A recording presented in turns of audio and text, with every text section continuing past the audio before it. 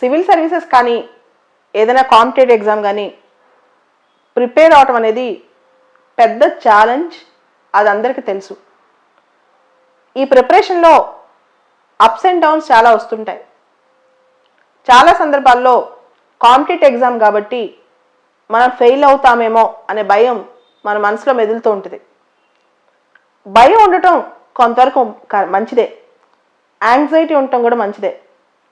అయితే ఈ యాంగ్జైటీ భయం లెవెల్స్ స్ట్రెస్ లాగా రాకూడదు.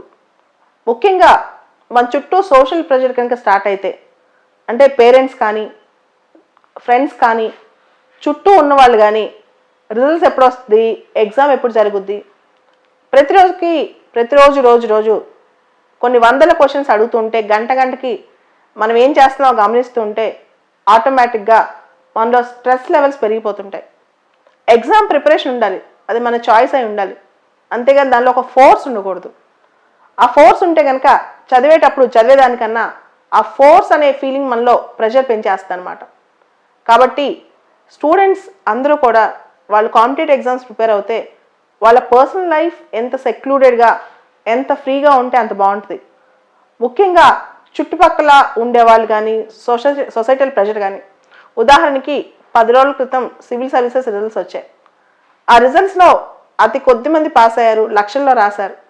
అయితే కొంతమంది ప్రిలిమ్స్ కూడా ఇంకా స్టార్ట్ చేసి ఉండరు. సివిల్స్ ప్రిపేర్ అవుతున్నారని తెలిసి కూడా చుట్టాలు దగ్గర వాళ్ళు ఫోన్ చేసి రిజల్ట్స్ వచ్చాయా, మీ అబ్బాయికి ఏ ర్యాంక్ వచ్చింది, ఇట్లాంటి క్వశ్చన్స్ అడగటం వల్ల పిల్లల్లో ప్రెషర్ చాలా ఎక్కువ పెరిగిపోద్ది.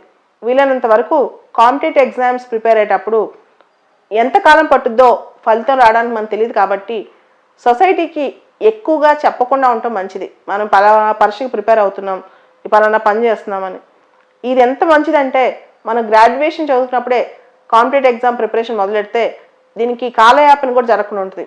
ఉదాహరణకి డిగ్రీ అయిపోయిన తర్వాత 4 ఏళ్ళు 5 ఏళ్ళు సివిల్స్ మీద కూర్చుంటే సోషల్ ప్రెషర్ చాలా ఎక్కువ ఉంటుంది. అలా కాకుండా డిగ్రీ చదివేటప్పుడే చదవటం మొదలెడితే కనీసం డిగ్రీ చదువుతున్నాం, పీజీ చదువుతున్నాం అనే ఫీలింగ్ అన్న సొసైటీలో ఉంటుంది అనమాట.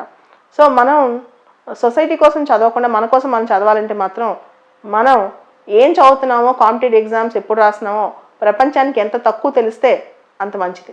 మన జీవితంలో ఎక్కువ మంది తెలియనీయకుండా ఉండటం మంచిది. దానివల్ల మనకు ఒత్తిడి పెరగదు. పేరెంట్స్ కూడా డిగ్రీ అయిపోయంగానే 1 ఇయర్లో పిల్లలు సెటిల్ అయిపోవాలి, వెంటనే 1 ఇయర్లో సక్సెస్ రావాలంటే అది అందరికీ ఒకటే ఛాన్స్లో కుదరదు.